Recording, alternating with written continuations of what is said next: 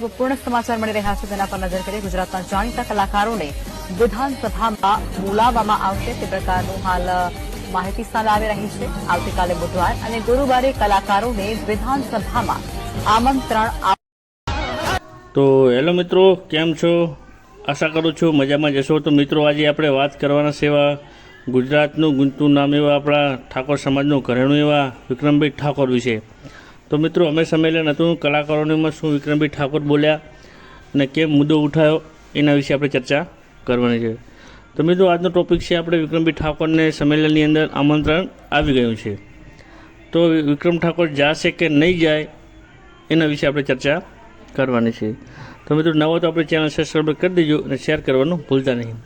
તો મિત્રો, વિક્રમ ઠાકોરને ફોન આવ્યો હતો સંમેલનમાં જવા માટેનો। બધા કલાકારોએ પણ હાજરી આપી છે, નાના મોટા બધા કલાકારો, મોટા ફિલ્મ સ્ટારો બધાએ। હવે ઠાકોર સમાજના કેટલા સિંગરો જઈ આપણે આ વિડીયો અંદર આપણે એમાં માહિતી આપવાની છે। તો વિક્રમભાઈ ઠાકોરને પણ આમંત્રણ હતું જ, અને એમને તો હોય જ, કેમ કે મુદ્દો જ એમનો ઉઠાયેલો હતો અને કે બીજા કોઈને એવોર્ડ બેવોર્ડ કોઈ મળો નહીં। તો વિક્રમભાઈ ઠાકોરને આમંત્રણ હતું, જીતુભાઈ પંડ્યાને પણ હતું, બીજા હિતિન કુમાર, ઘણા એવા ગુજરાતમાં સારા એવા એક્ટરો પડ્યા છે, એમને બધાને પણ આમંત્રણ હતું।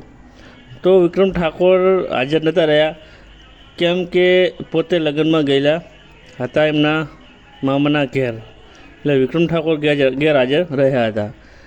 એટલે વિક્રમ ઠાકોરને બાંચાસ કાલે લગભગ એમને જાશે જ રહી, જેમ કે ઠાકોર સમાજના ઘણા સિંગરો હતા, ગુજરાતના પણ સારા સારા ફિલ્મ સ્ટારો હતા, બધા હાજરી આપી જ હતી, એટલે એ હાજરી આપશે જ, કેમ કે એમને હાજરી આપવી જ પડે, કેમ કે મુદ્દો એમનો ઉઠાયેલો જ હતો। એટલે મિત્રો, એ હવે આ વિડીયો આપણે બીજો કાલે તમને બનાવીને આપશું અમે, એટલે વિક્રમ ઠાકોર જાય છે કે નહીં જતા સંમેલનની અંદર।